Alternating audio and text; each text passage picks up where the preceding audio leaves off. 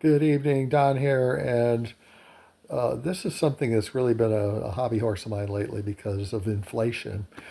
Nobody really understands what inflation is. People constantly blame various folks for inflation. It's because of billionaires and millionaires, because of greedy businesses, it's because of greedy oil companies. It's always some bad guy that they try to put the finger on. But actually, it is all of our politicians since, well, probably the 1930s. And that is because our dollar is no longer worth a dollar, hasn't been for a really long time. And this is something where we have really lost our obedience to God.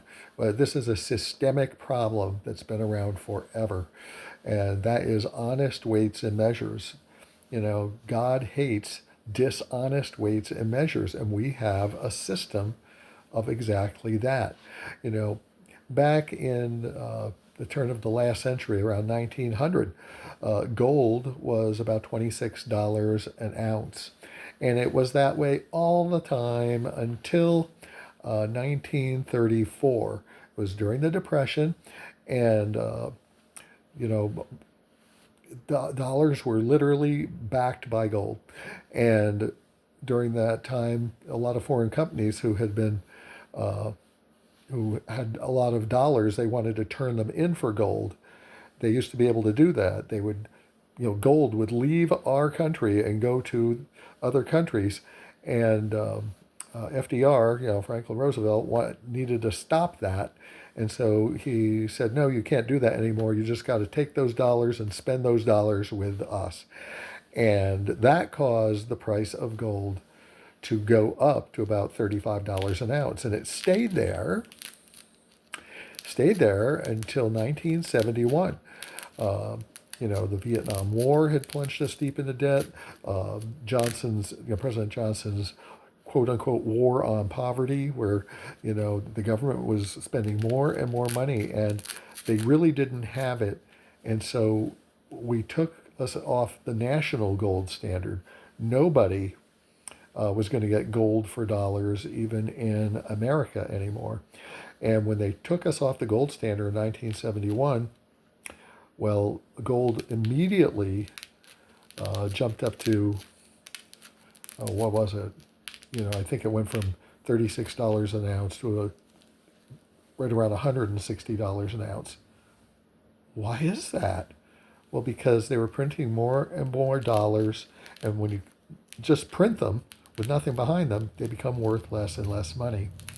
And during the 80s, gold was like $400, $500 an ounce, and then went up to $800 an ounce. Right now, gold is selling at over $5,000 an ounce. That's how worthless our money is. We're trillions of dollars in debt, and this is not something that can be fixed by someone just flicking a switch. I don't know if you remember that movie, It's a Wonderful Life. It's mostly, it's a Christmas movie. It's the one where we hear that saying, every time a bell rings, the angel gets his wings. It's a sweet movie. I love it. But there's a scene in that because part of the movie takes place in the Great Depression. And there's a scene there where George Bailey and his wife, they're going on their honeymoon.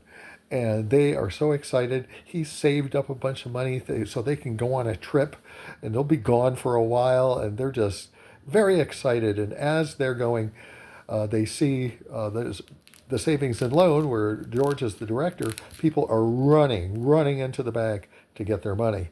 And there was a run on the bank. Everybody, there was a panic. When there's a panic, people will go take all their money out of the bank. And so all these people were coming in, and it was a disaster because now George has to explain to people how banking works. Because he tells them, look, your money isn't here.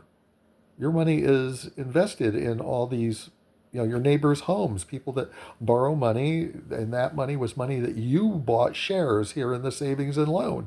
We don't have it unless we foreclose on your friends. That's the only way we can get that money right now on short notice.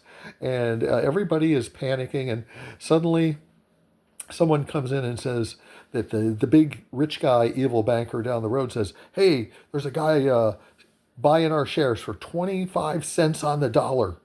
It's better than nothing. And people start running out to sell their shares at 25 cents an hour. I mean, 25 cents on the dollar. They're taking a huge loss out of fear. Well, George stops them. He says, wait. You don't do this. This is, this panicking is going to cost you in the long run. And he's begging with them, but people are saying, but I need money now. I need money now.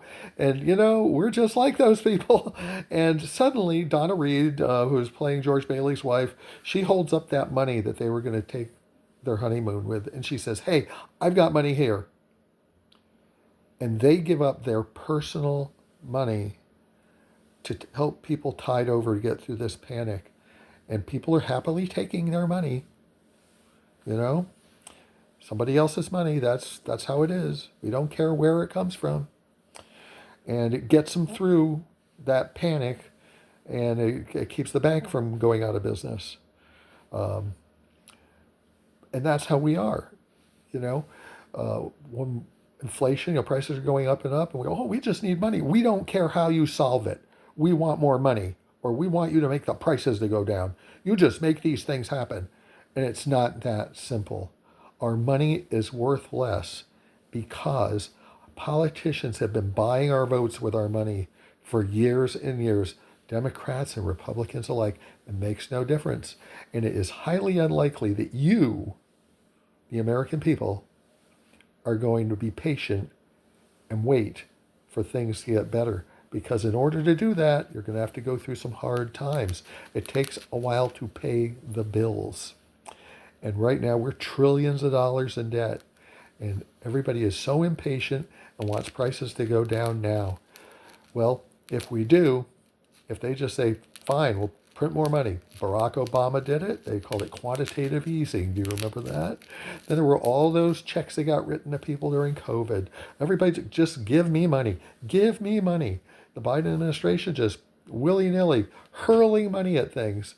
And now we're hopelessly in debt. Trillions and trillions of dollars in debt. Your money has never been worth less than it is right now.